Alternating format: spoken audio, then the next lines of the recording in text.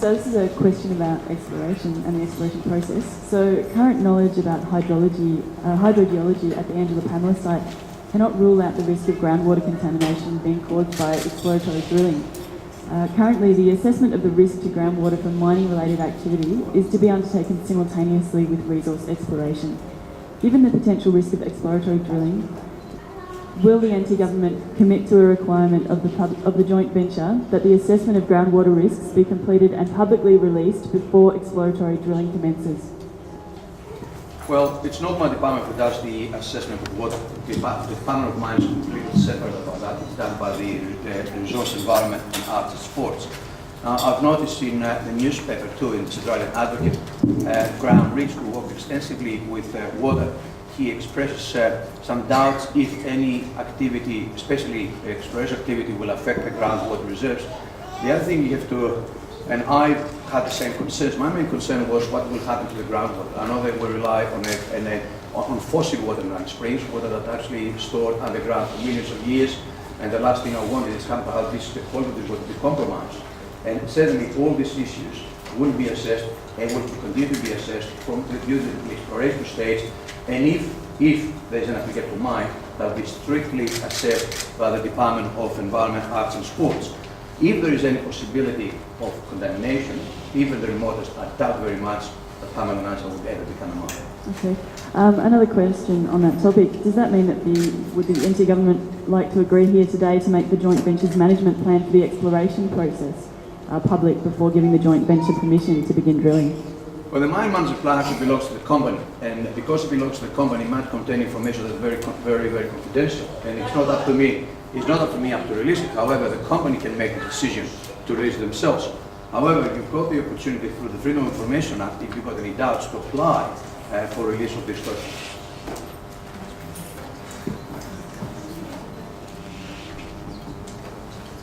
Minister, exploration rights were granted to Cameco and Paladin despite overwhelming community opposition being expressed through the standard channels here.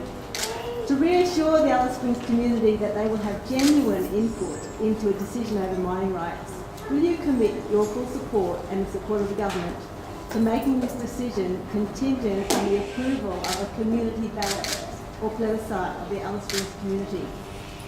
Well, under the current legislation, there's no any provision for plebiscite or ballot of any exploration or mining. However, for a mine to be approved, as I said before, it has to go through different processes. There are going to be environmental studies, environmental impact statements. It's going to be assessed by the Commonwealth Environment Protection and Biodiversity Conservation Act. And certainly there will be a lot of opportunities for the public to express their opinion, their support or opposition to the mine based on scientific information.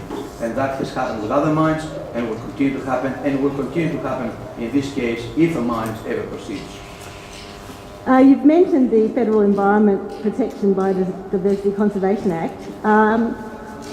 Given that the site is within the water catchment and very close to town, Alice Springs residents insist that the highest level of assessment is warranted because there are different levels that can be made under that act. The highest level is a public inquiry. Given that it's so close to town, will you commit your full support then, and the support of the government, to requiring that it's this level of EPBC assessment that is done? Once again, the assessment is going to be done by federal authorities and territorial authorities, and given the complexity of the issue and the proximity to the water table, I'm pretty sure that the highest level of assessment will take place. We're not, I've said before and I'll say it again to you, and I've said to all the mining companies, here in the territory we're not prepared to cut corners.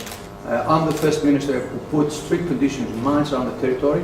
I'm the first minister after 20 years who took companies to court, and I insist on the heaviest fines for accidents, for environment, for release of pollutants to the environment. I do not want to see disasters like they've seen in other countries, and I will insist on that one. And I support, and I will publicly support the highest level of assessment for any mine, not only Pamela and Angela, for any mine anywhere in the territory. So do you support a public inquiry? Well, as I said to you before, there are certain procedures to be followed. In the legislation, there is no provision for public inquiry. There is provision for assessment under the Commonwealth Act, and that has to happen. That the highest level is a public inquiry under that act?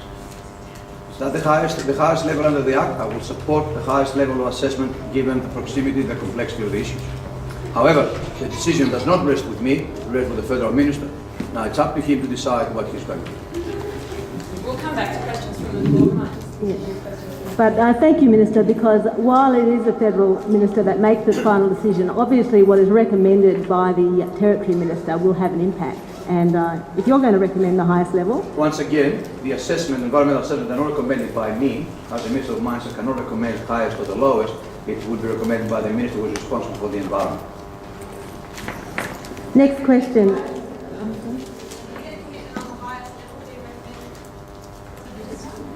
I Yes, cannot recommend any of those because I'm a Minister for Mines. It's totally inappropriate for the Minister for Mines to recommend to other ministers what level of inquiry will happen. That level of inquiry will be recommended by the Minister responsible for the environment. But it's not me. Sorry. And just to remind you, we will come back to questions from the floor, so you will all be able to ask the Minister the questions that you have. So we might just go back to the Minister, your department both regulates uranium exploration and promotes it. This situation goes against recommendations from the 2003 Senate Committee report regulating the range of Jabiluka, Beverley and Honeymoon uranium mines. This report states, the committee is of the view that uranium mining presents unique hazards and risks to both human health and the environment. Accordingly, its regulation at both the Commonwealth and state levels should be primarily the responsibility of environmental agencies, rather than agencies whose principal concern is with the advancement of mining interests. If a mining licence application is made, will you follow this recommendation and commit that a federal government body administer the environmental impact assessment rather than the NT Government Department of Primary Industries, Fisheries and Resources? The Department of Mines does not undertake environmental assessment. This environmental assessment is undertaken by the relevant department, which is the Department for Environment. Mines does not have any involvement, does not assess mines for environmental issues.